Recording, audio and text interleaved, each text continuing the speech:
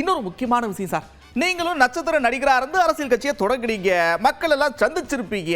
அப்போ உங்களுக்கு கூட்டம்லாம் எப்படி கூடி இருக்குன்னு எனக்கு விவரம் தெரியல. அப்போ நீங்களே சொல்லுங்க, அப்போ இந்த காலத்தில் எப்படிலாம் இருந்துச்சு உங்களுக்கு வரவேற்பு? எனக்குன்னு ஒரே கஸ்டமர் 1996ஆம் ஆண்டு வந்து இந்த மாதிரி மொபைல் ஃபோன்ஸும் அதிகமாக கிடையாது. அப்போ எனக்கு வந்து கூட்டத்தெல்லாம் நீங்கள் பார்க்கறதுக்கான வாய்ப்பு பலருக்கும் கிடைத்திருக்காது. அபரீதமான கூட்டங்கள் வந்திருக்கு. அதுக்கு பிறகு பலமுறை பல பிரச்சாரங்கள் வந்து நான் சேர்ந்து இயக்கத்திற்காக பிரச்சாரம் செய்யும் போது அதை விட பிரம்மாண்டமான கூட்டத்தை பார்த்திருக்கின்றேன். ஆனால் கூட்டங்கள் வருவதெல்லாம் வாக்காக மாறியிருந்தால் ஒவ்வொரு முறை நான் பிரச்சாரம் செய்த கட்சி தான் வெற்றி பெற்றிருக்க வேண்டும். அதெல்லாம் நடக்கல. So crowd will come. யாரு வேணாலும் வரும். நாளைக்கு ரஜினி சார் போனால் இதோட பெரிய கூட்டம் வரும், அஜித் குமார் போனால் அதோட பெரிய கூட்டம் வரும். கூட்டம் வரதான் செய்யும். நடிகரை வந்து தெருவிலை பார்க்காதவர்கள். நான் வந்து அடிக்கடி போறேன்.